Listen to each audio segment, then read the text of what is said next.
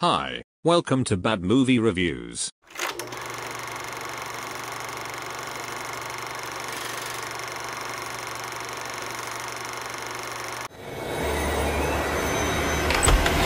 Blessed is the man who remains steadfast under trial. House renovations have always been the perfect setting for something bad to happen. Secrets are easily uncovered between the walls.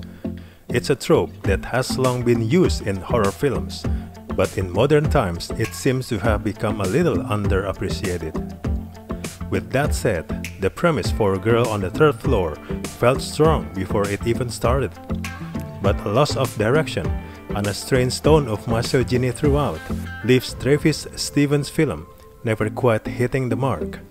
The first act of Girl on the Third Floor starts exceptionally strong and carefully pulls the audience into this mysterious yet enchanting house that has its own wet personality. From plug sockets oozes white screamy substance.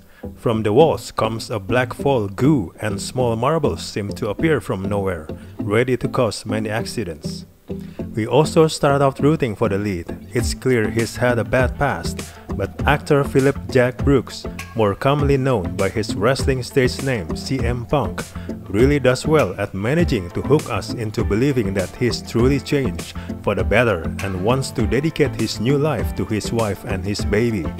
Unfortunately, that truth soon falls flat when he begins to show that he's not really the man we believed him to be, which comes from an outstanding performance from Punk, who balances between being a detestable asshole and a reformed man.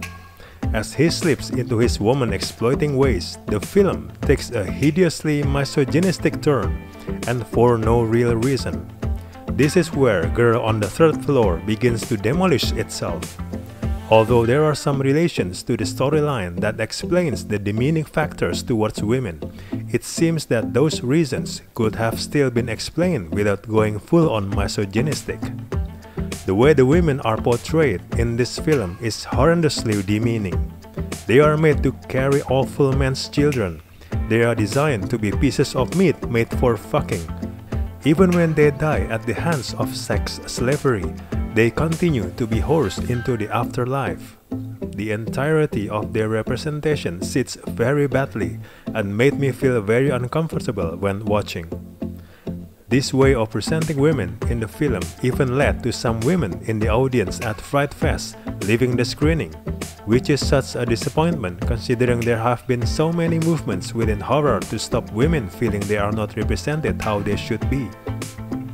After this, the entire film begins to spiral out of control and quickly downwards into a film that is barely recognizable from the beginning.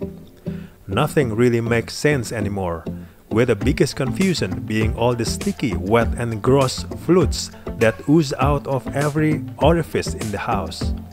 There is absolutely no reason for them, and it comes across as if Stevens just wanted to add a gross out element because he knew the rest of the film had no real substance to it. Girl on the Third Floor doesn't know what film it wants to be, which is where the biggest flaw comes from. It's not really a body horror film, or a supernatural film, or even a psychological film. Therefore, it does not sit within any sub-genre of horror and leaves us in a state of confusion as to what this film was all about. Girl on the Third Floor begins its renovations with some grand ideas, but once the wallpaper is peeled back, becomes a film that is just meaningless body fluids, misogyny, and an identity crisis.